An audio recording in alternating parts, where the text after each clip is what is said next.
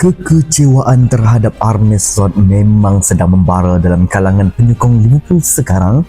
Tetapi bayangkan satu hari nanti, lampu di Anfield kembali menyala terang, suara penyokong bergema lebih kuat daripada biasa, dan dari terowong itu muncul satu figura yang pernah mengubah segalanya.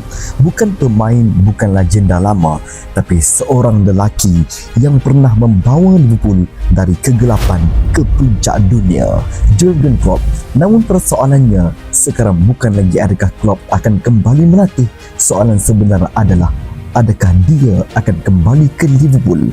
Dan jawapan kepada soalan ini lebih rumit daripada apa yang anda sangka. Dalam satu kenyataan terbaru, Klopp menutup semua spekulasi tentang Real Madrid dengan sangat tegas. Dia kata, tiada siapa call, bahkan ejen saya pun tak dapat apa-apa. Tamat. Jelas tiada ruang untuk tafsiran, tapi itu bukan bahagian yang paling penting. Bahagian yang paling penting adalah satu ayat pendek, I'm not quite finished as a coach yet. Terjemahan mudah, saya belum habis.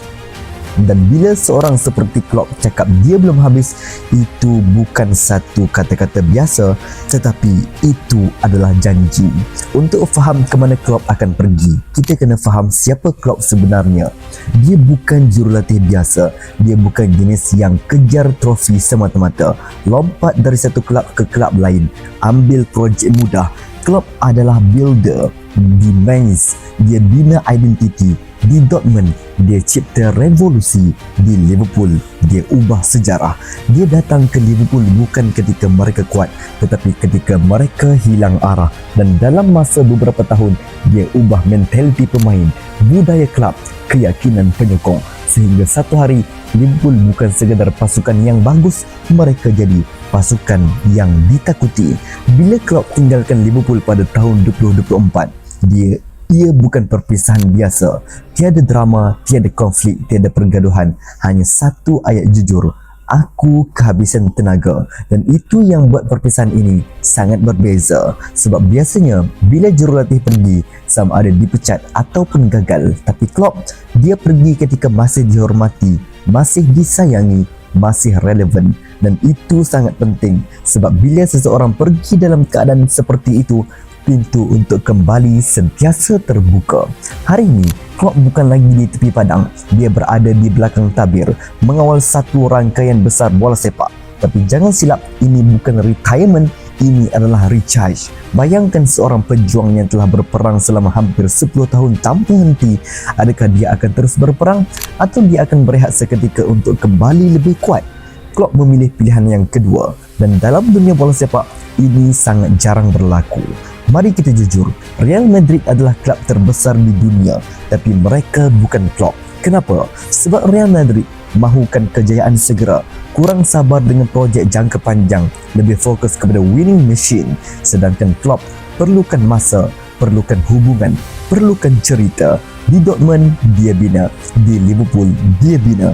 Di Real Madrid, dia tidak akan diberi ruang untuk membina. Jadi jawapannya mudah, Klopp tidak sesuai dengan Real Madrid. Sekarang kita masuk ke bahagian paling penting. Adakah Liverpool masih tempat yang sesuai untuk Jurgen Klopp? Jawapannya, ya, tapi dengan syarat.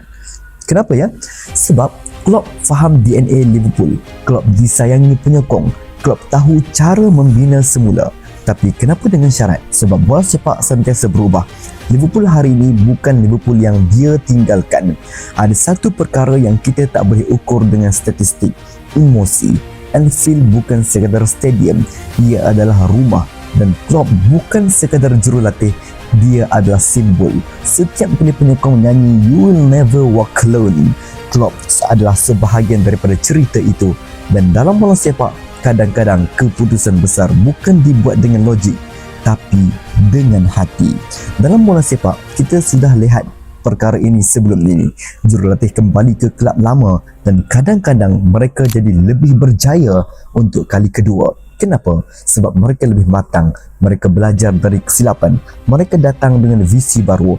Dan jika Klopp kembali, dia bukan Klopp yang sama, dia adalah versi yang lebih lengkap. Tapi mari kita realistik, kembalinya Klopp bukan tanpa risiko. Jika dia kembali, ekspektasi akan terlalu tinggi. Perbandingan dengan era lama akan berlaku, tekanan akan berganda, dan jika gagal, ia boleh merosakkan legasi yang telah dibina. Jadi persoalan sebenar, adakah Klopp sanggup mengambil risiko itu? Jika kita gabungkan semua petunjuk, ini kemungkinan paling logik. Pertama, Klopp tidak akan kembali dalam masa terdekat.